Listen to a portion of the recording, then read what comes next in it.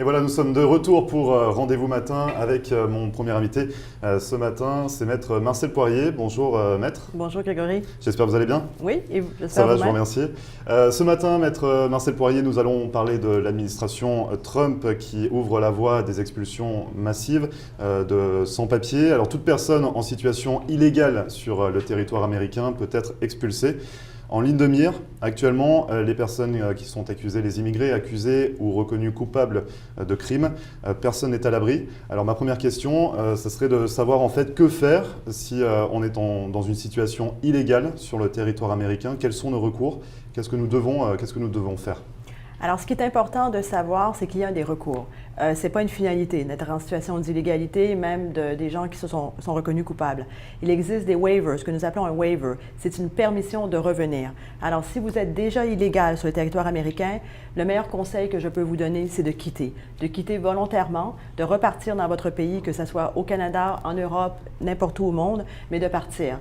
Ensuite, vous pouvez demander une permission de revenir à l'ambassade américaine, au consulat, ou pour les Canadiens, la demande est faite directement aux douanes. Ce n'est pas une procédure compliquée, ce sont quelques formulaires et quelques papiers que nous devons remettre en place.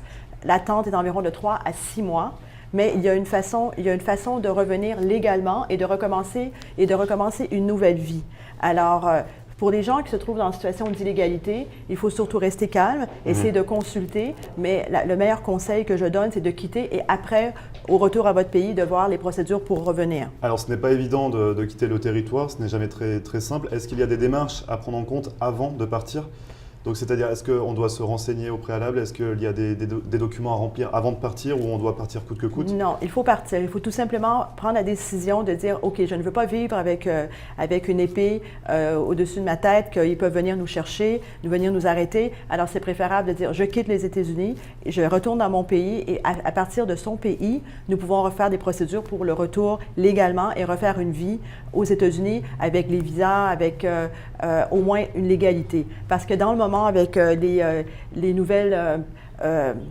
nouveaux agents qu'ils veulent mettre sur le territoire, aux douanes, et même les agents qu'ils veulent mettre pour faire des contrôles un peu partout, c'est pas évident de rester illégal aux États-Unis, c'est très dangereux. Parce qu'on parle de 10 000 agents d'immigration qui devraient être recrutés, on parle également de 5 000 personnes aux frontières supplémentaires.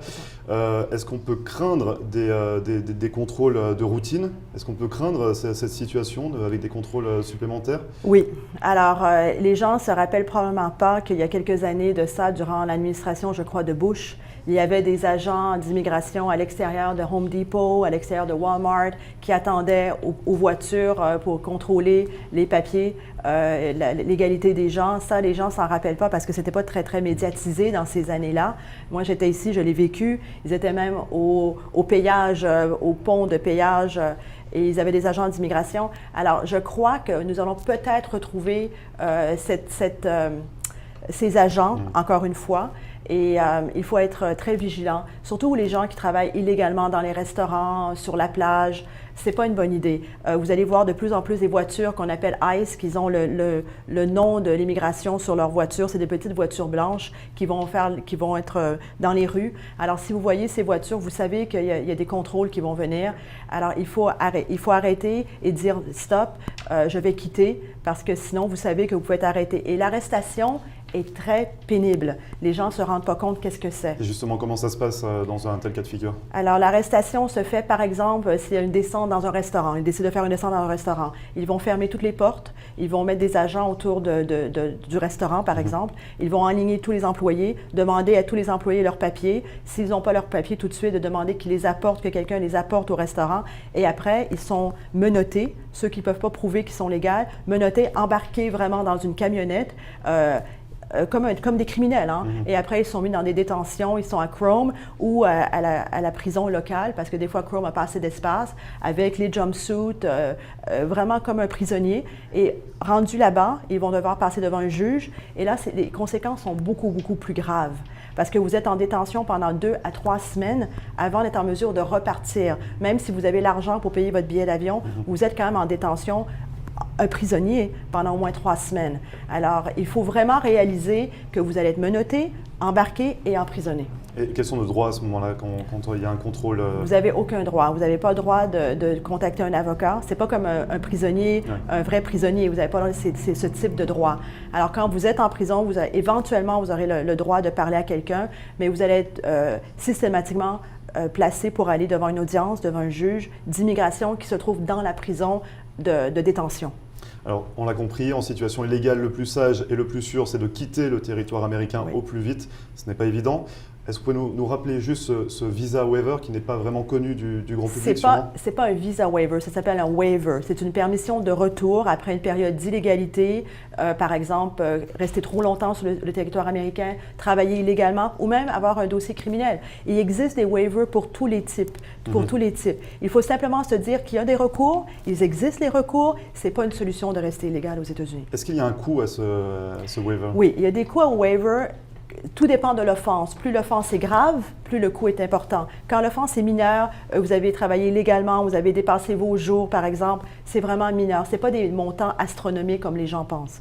Parce que c'est vrai qu'on a l'impression, il est peu connu, enfin cette méthode est peu connue, on a l'impression qu'on va être blacklisté, qu'on ne pourra plus revenir sur le territoire américain, qu'on était en situation illégale. Donc il y a quand même possibilité d'effacer, de mettre de côté toute cette situation. Oui, à mon bureau de Montréal, vu que les gens ne sont pas capables de me voir ici à Miami quand ils ne sont plus en mesure de rentrer aux États-Unis, je traite les waivers régulièrement pour les gens qui me rencontrent à Montréal et ils sont tous revenus. Tous les gens sont revenus avec des problèmes de criminalité, des problèmes de présence physique illégale à tous les niveaux et les gens sont revenus et ça a été une nouvelle vie pour eux. Et on parle de nouvelle vie. Est-ce qu'il y a certains visas qui seront bloqués par la suite? L'obtention de ces visas, est-ce qu'elle sera bloquée suite à ce waiver? Est-ce qu'il y a certains visas, on ne pourra plus bénéficier de certains visas ou on pourra… Pas les visas non immigrants. Les visas non immigrants, les visas de travail, investisseurs vont toujours être disponibles. Selon la charge, si c'est criminel, les cartes vertes peuvent avoir un problème, mais les visas investisseurs, par exemple, ou les visas non immigrants que nous appelons des visas de travail de base, les gens peuvent obtenir, même après un waiver, les gens peuvent obtenir les visas. Donc, la carte verte peut être un peu plus compliquée pour les gens qui ont un problème de criminalité. Donc il y aura une complication pour s'établir peut-être durablement sur le territoire par la suite? Non, pas pour les gens qui restent en non-immigrants. C'est pour les gens qui regardent la carte verte, mais seulement ceux qui ont un problème criminel, pas les personnes qui ont été illégales, une présence illégale. Ça, ils peuvent continuer à avancer. Très bien. Au niveau de cette présence illégale, est-ce que vous avez d'autres conseils à donner à ces personnes en situation d'illégalité sur le territoire américain? Vraiment, le meilleur conseil, c'est de ne pas avoir peur et de faire les arrangements nécessaires pour clôturer votre appartement, votre voiture et de partir. Parce que quand ils arrivent et que vous êtes arrêté sans préavis, c'est quelque chose qui est horrible. Les familles sont séparées, les enfants sont séparés des parents. Ils arrivent même dans les maisons. J'ai eu un cas où un de mes clients a été arrêté chez lui.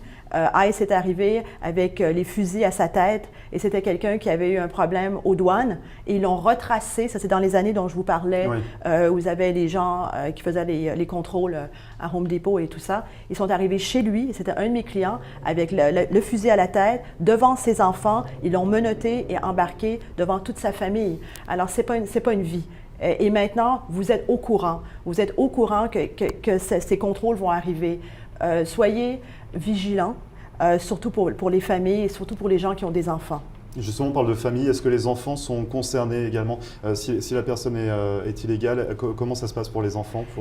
Les enfants qui sont mineurs ne sont pas considérés d'être conscients du problème d'illégalité, mais ils peuvent être emmenés quand même en détention. Les enfants restent avec les mères et les pères sont séparés dans une autre détention. Alors, les enfants peuvent aller en détention également.